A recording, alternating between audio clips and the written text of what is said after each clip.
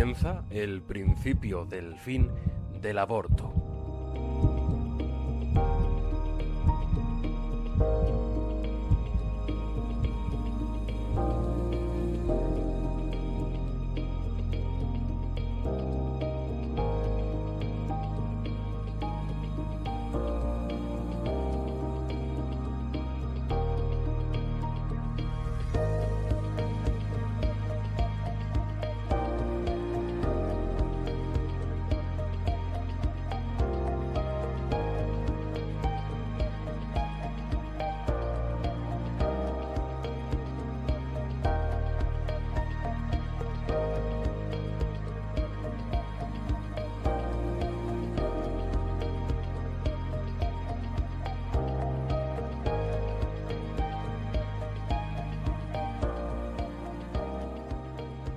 Estimados oyentes, hoy vamos a elaborar un programa especial de El principio del fin del aborto, en el que recopilamos para ustedes una ponencia organizada por jóvenes para jóvenes en la Universidad San Pablo CEU con la Coordinadora Nacional de 40 Días por la Vida España, Nayeli Rodríguez, a la que tendremos la ocasión de entrevistar en el próximo episodio habitual.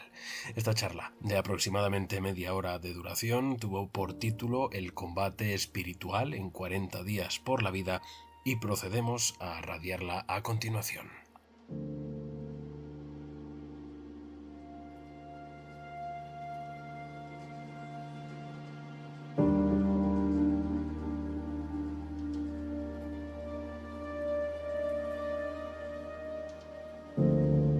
Bueno, el tema del que me han propuesto hablar es del combate espiritual que vivimos en 40 días por la vida. Y para entrar en ese tema me gustaría dar una breve introducción, espero que breve, para que estemos todos en la misma página, ¿vale? Entonces, bueno, si partimos de la premisa que la naturaleza humana, ¿no?, que el ser humano se compone de 3 dimensiones, de cuerpo, mente y alma, esto es una premisa, ¿no?, que nosotros sabemos, pero que no todo el mundo comparte, ¿no? Es una premisa que entiende que la naturaleza humana es perfectamente integradora, que está perfectamente integrada. Y negar esto es mera necedad, ¿no? Y cuando lo niega se produce un desequilibrio en alguna de las partes. Entonces, bueno, para crecer en cualquier cosa en la vida se tiene que partir del autoconocimiento. Y ese autoconocimiento, pues, por ejemplo, como seres humanos, incluye entender que estas dimensiones forman parte de nuestra naturaleza y que es una naturaleza integral, que somos humanos, que somos imperfectos, débiles, que estamos heridos por el pecado original y que somos hijos de Dios. Al ser hijos de Dios, el Señor nos pone muchos recursos para permanecernos en comunión con Él, ¿no? Por ejemplo, el estado de gracia, ¿no? Que el estado de gracia, como sabéis, tenemos los sacramentos, la oración y la comunidad, ¿no?, la iglesia, para poder estar cerca del Señor. ¿Qué pasa hoy en día? Pues que el hombre no se conoce a sí mismo, ¿no? El ser humano no se conoce a sí mismo porque cae, digamos, en un pecado, uno de los pecados más importantes por el que también cayó Satanás, que es la soberbia. Y entonces, al no conocerse a sí mismo, no reconoce esas 3 dimensiones que integran nuestra naturaleza, o bien solamente ve el cuerpo, ¿no?, que es lo más evidente, lo más tangible, o bien piensa que son dimensiones totalmente separadas y que una no afectan a la otra, ¿no? Además, el ser humano ya no es humano, ¿no?, sino que es Dios. No se considera imperfecto, sino cree que puede llegar a la perfección.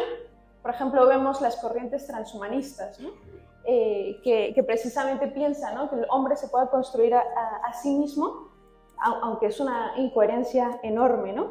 Y además no acepta la debilidad, ni al débil.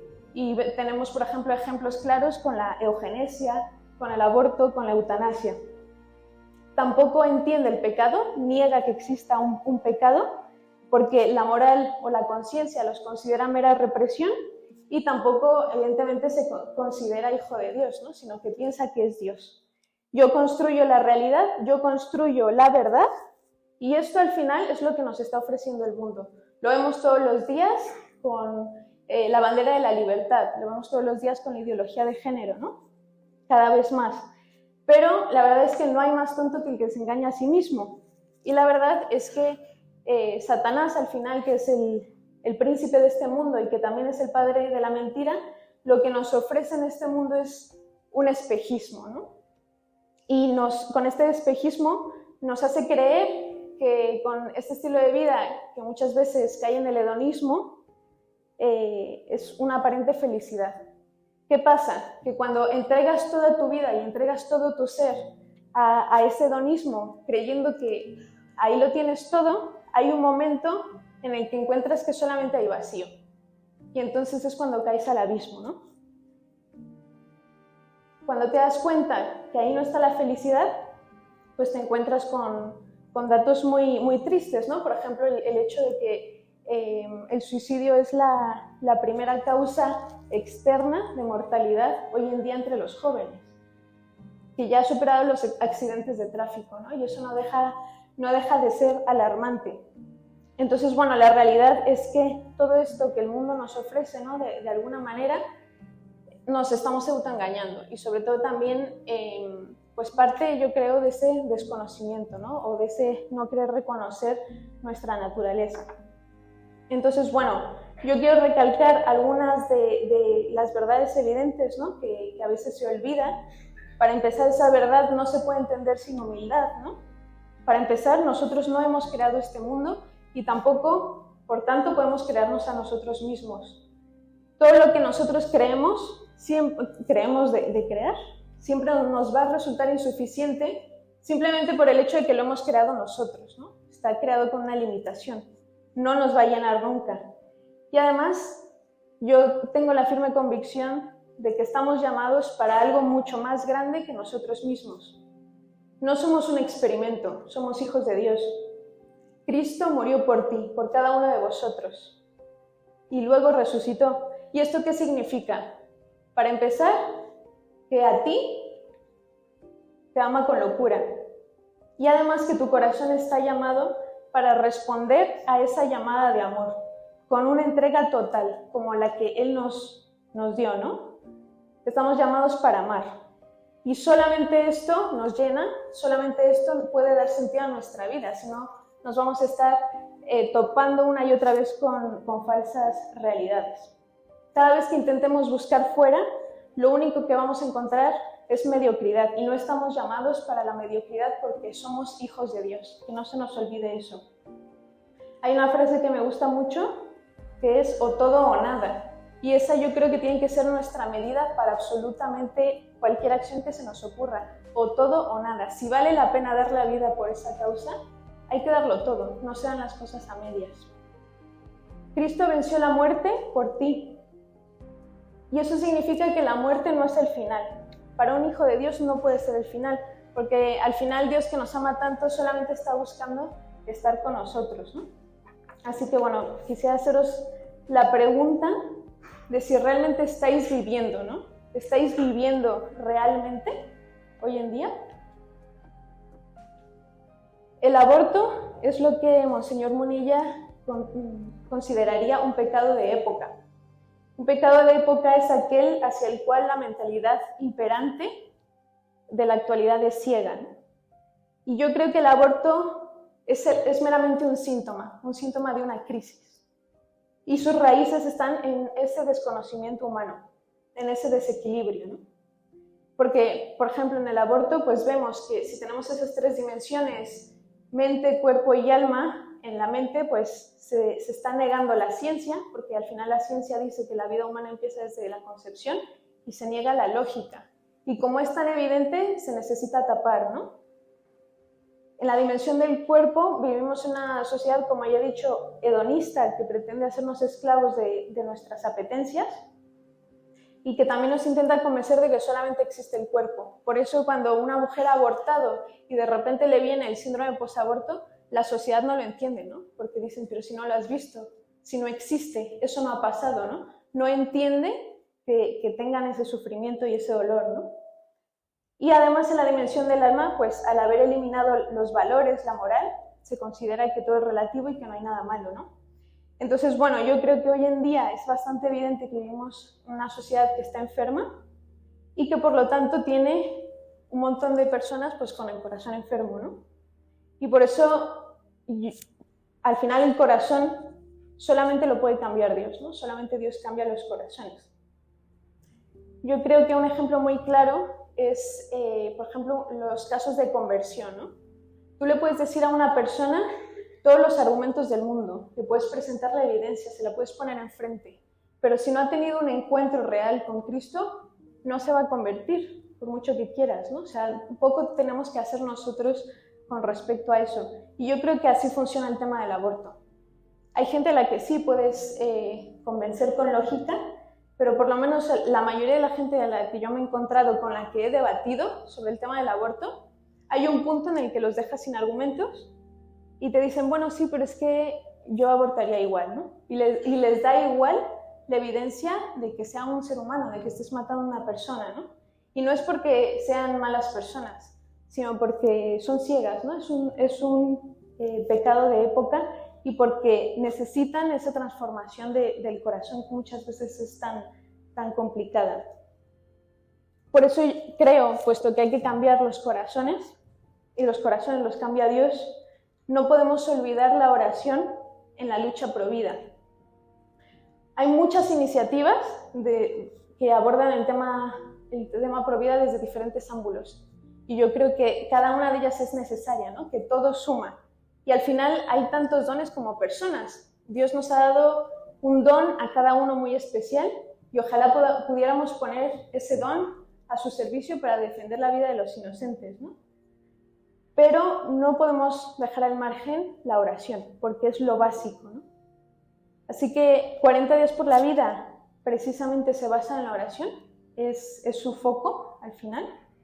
Y bueno, como he dicho, todas las iniciativas suman. Lo único que creo que no se puede hacer es quedarse de brazos cruzados cuando estás viendo una crisis, ¿no? en tu generación completa. Como he dicho, pues 40 días por la vida se basa en la oración. Es un movimiento que reza delante de los abortorios, que promueve el ayuno. ¿Y por qué hacemos esto? Porque creemos que Dios todo lo puede. Que al final la batalla del aborto es una batalla muy desigual, en la que por un lado está una industria que mueve mucho dinero, que hay muchos intereses y que claramente cuando tienes un Estado que considera el aborto como un derecho, tienes al Estado omnipotente, digamos, frente a la pequeñez del individuo, ¿no? Y sabemos que más allá de todo eso, al final está Dios, ¿no? Así que siempre recurrimos a Él y confiamos en Él. Y en segundo lugar, con la oración también estamos diciendo o intentamos ser humildes, porque al final el aborto no deja de ser una batalla espiritual. Es una batalla de muchas cosas, como ya he dicho, ¿no? Del intelecto, de muchas cosas, ¿no? Pero no deja de ser una batalla espiritual en una de las dimensiones más importantes, tanto a nivel social como a nivel individual. Y de alguna manera es como decir, mira, en esta batalla espiritual, si es una batalla espiritual, tengo que actuar con armas espirituales, ¿no? O cómo pretendo ir y acabar con el aborto, ¿no? El aborto además es transversal, por desgracia es una crisis que afecta a muchas cosas, ¿no? Pues no solamente a la madre y el hijo, también al padre, aunque muchas veces se le invisibilice, a los sanitarios, a los políticos, a todos los cómplices del aborto, pues la amiga que va a acompañar, a su amiga que va a abortar, a los padres, ¿no? Que llevan a su hija a abortar, todos los cómplices, la gente que se lo calla, etcétera, ¿no? La sociedad en general está hoy tocada por el aborto. Y como he dicho, creo que el aborto es un síntoma de una crisis más profunda, de una crisis en la que al final estamos todos implicados, todos padecemos de la misma herida. Y esa herida no podemos empezar a sanarla sin tener un claro autoconocimiento. Por lo que el combate espiritual sí es a nivel social, pero hay que empezarlo por uno mismo. Yo conozco, por desgracia, algunos providas, gente que se ha dedicado al activismo provida y que han abortado o que han abortado después de ser providas, me refiero, ¿no? Una vez siendo providas, o se lo han planteado, ¿no? Y es que el aborto no es tan fácil como decir es una postura u otra, ¿no? No es una mera argumentación, es un cambio del corazón, es un combate diario. Y al final, si somos débiles, tenemos que combatir eso desde nosotros mismos, ¿no? ¿Y qué es el combate espiritual? Básicamente es una guerra entre Dios y el enemigo, ¿no? Pero no olvidemos que Satanás es criatura, por lo cual nunca va a ser más que Dios, ¿no? Nunca va a poder más que Dios. Y tampoco olvidemos que Satanás realmente no odia a Dios, sino que odia al hombre. Porque en su día, ¿no? Pues Dios creó a los ángeles, que son criaturas mucho más avanzadas que nosotros, y sin embargo les pidió que se pusieran al servicio del ser humano. Y hubo unos que no quisieron, ¿no? Que cayeron en la soberbia. Así que Satanás, su misión, digamos, en la vida o su razón es intentar demostrarle a Dios que se equivocó, ¿no? Que se equivocó confiando en nosotros. Y eso lo hace pues, a través lo experimentamos a través del combate espiritual. Pero no olvidemos que al final, como he dicho, Dios es el creador, ¿no? Dios vence siempre. Ya venció a la muerte mediante la resurrección, y lo único que, para lo que estamos en esta vida, ¿no? Nos quiere tanto que nos ha dado la libertad para elegir, ¿no? Si pese a esa entrega de amor queremos estar con Él o no. Así que ese combate espiritual se vive a nivel social y a nivel individual. El aborto es sagrado para el demonio, porque es algo tan antinatural en el sentido de el ser humano está matando a alguien de su propia especie y además es un inocente, ¿no? Es por eso tan importante para él, y por eso Satanás odia 40 días por la vida, porque no solamente está en contra del aborto, sino que además lo ataca desde la raíz, es la oración. Vemos, por ejemplo, esta ley antiprovida, ¿no? Que ya comentó Juan, que nos pretendía criminalizar y demás. Qué curioso que gente que es atea, ¿no? Que teóricamente no cree en esta dimensión espiritual, haga tantas referencias a la oración en esa ley, ¿no?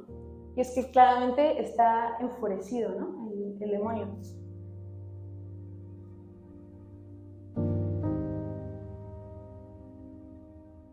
«40 días por la vida» es un movimiento internacional de oración y ayuno que tiene 3 pilares.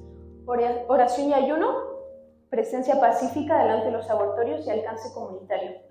Entonces yo lo veo en todas las campañas, y es que viene una campaña y aparecen un montón de ataques, ¿no? De ataques espirituales. Así que para mí es muy evidente. Yo la verdad que no he sido tan consciente de esa batalla espiritual hasta que no lo he vivido en 40 días por la vida. Así que, bueno, una de las cosas que más me gusta hacer como coordinadora nacional es acompañar a los líderes, ¿no? Especialmente a los nuevos que empiezan. Entonces yo una cosa que siempre les digo es: qué alegría que dices que sí, ¿no? Gracias por tu confianza en el Señor, vas a ver que no te vas a arrepentir, pero te advierto que puede ser que de repente se acerque la campaña y todo en tu vida empiece a ir mal, y no sabes por qué. Y la razón es esta, ¿no? Que estamos atacando lo que para el demonio es tan preciado. Así que les pido siempre que se mantengan muy fieles a la cruz, que se mantengan muy fieles en la oración, porque si cae uno, caen un montón de personas detrás. Me han tocado, pues, líderes que de repente se acerca la campaña, caen en depresión, humillaciones que les duelen muchísimo. Una, por ejemplo, una vez me llamó y me dijo: es que me llamó una tía para recordarme y echarme en cara algo que pasó hace 30 años, ¿no? O sea, dentro de las 1000 posibilidades, de repente se junta todo, ¿no? Dudas, crisis, de repente hay familias, ¿no? O crisis familiares que empiezan a aflorar, y siempre empiezan antes de la campaña.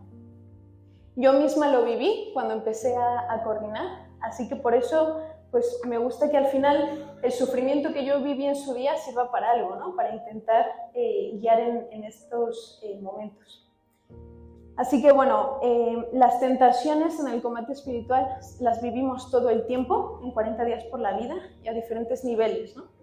A nivel de campañas, de la campaña, pues te pueden venir tentaciones de: oye, mira, si haces esto, puedes hacer la campaña más grande, o de qué sirve que lo hagas desde la oración, o el aborto nunca se va a acabar, ¿no? La desesperanza, o incluso desviarse a hacer cosas que que también son buenas, ¿no? Porque no siempre las tentaciones tienen el rostro malo, ¿no? No siempre tienen el rostro feo, sino que a veces tú puedes pensar, oye, pero es que esto también es bueno, pero es que a lo mejor no es a lo que te está llamando el Señor en esos momentos, ¿no?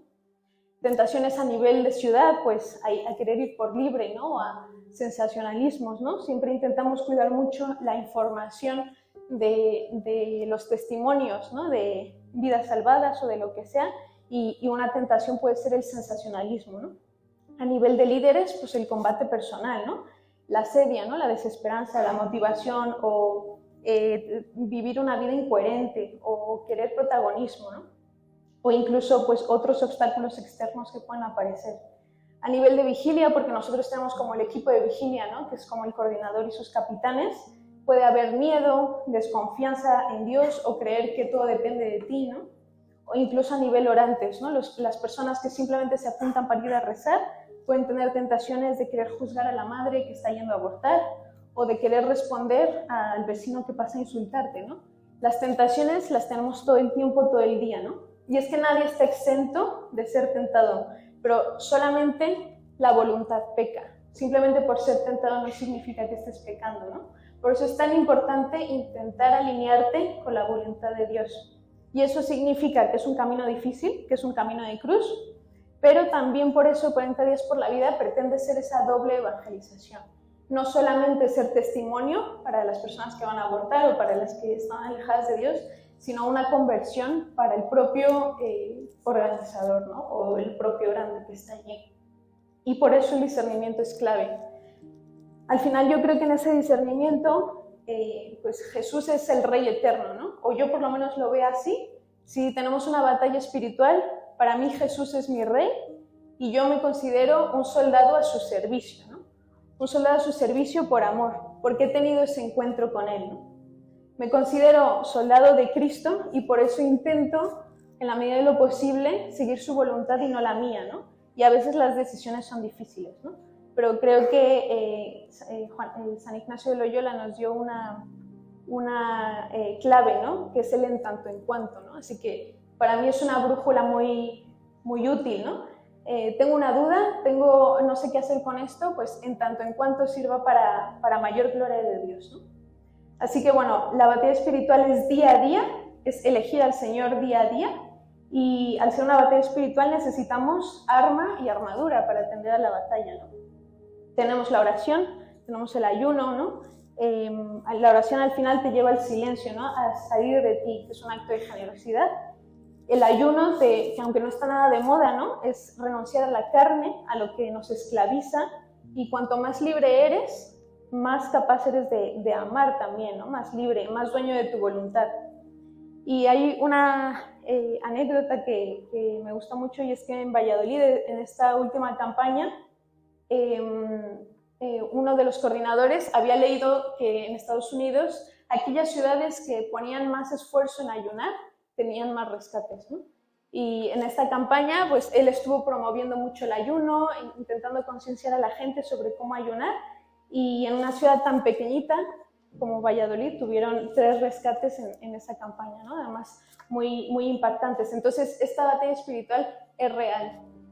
También la dirección espiritual, ¿no? La verdad que tenemos un montón de recursos, tanto en 40 días tenemos a nivel personal como a 40 días gente que nos ayuda, ¿no? A discernir. Siempre recomendamos también estar en estado de gracia cuando acudimos a rezar, porque es lo que te da la fuerza para soportar las tentaciones, los sacramentos. Y bueno, también el hecho de estar en comunidad, ¿no? Tanto a nivel internacional como a nivel iglesia, ¿no? Y yo creo que una clave también es tener la clara convicción de que no estamos hechos para la mediocridad y que por lo tanto en esa batalla espiritual no puedes jugar con fuego, ¿no?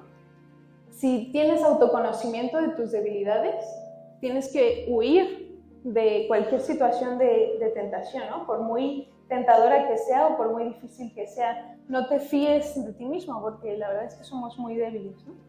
Así que bueno, ser básicamente soldados de Cristo, ¿no? O todo o nada. Y bueno, no todo es combate espiritual, sino en ese combate recibimos muchísimas gracias. Tenemos esta ley que nos persigue, pero a la vez aparecen abogados profesionales, ¿no? Que son personas de Dios que no nos están cobrando nada y que sin conocerse entre ellos se han hecho muy buenos amigos, ¿no? Recibimos por un lado insultos, violencia, pero también recibimos gracias, recibimos gestos de cariño, soledad y humillación, sí, pero Dios nos da unión, nos da testimonios dentro de los propios orantes, nos da amistad, ¿no? Hay abortos, sí, pero hay vidas que se salvan, abortorios, pero trabajadores que renuncian, ¿no? Y hay pecados, sí, pero hay mujeres que han abortado y que acuden allí para sanar su herida, ¿no? Así que bueno, tenemos la clara convicción de que Dios lleva esta campaña, de que Dios lleva todo esto, pero espera de nosotros que lo demos todo, ¿no? La frase de San Agustín de reza como si todo dependiera de Dios, trabaja como si todo dependiera de ti, es muy real, ¿no? Así que bueno, ya para terminar, quiero deciros, jóvenes, que no tengáis miedo, porque tenéis una misión, cada uno de vosotros. Estáis llamados a ser soldados de Cristo porque sois hijos de Dios. No os conforméis con menos que eso. Y vale la pena dar la vida y ser vos de quienes no la tienen. Sois el presente y el futuro. ¿Y qué vais a hacer con vuestra parte de la historia? Muchas gracias.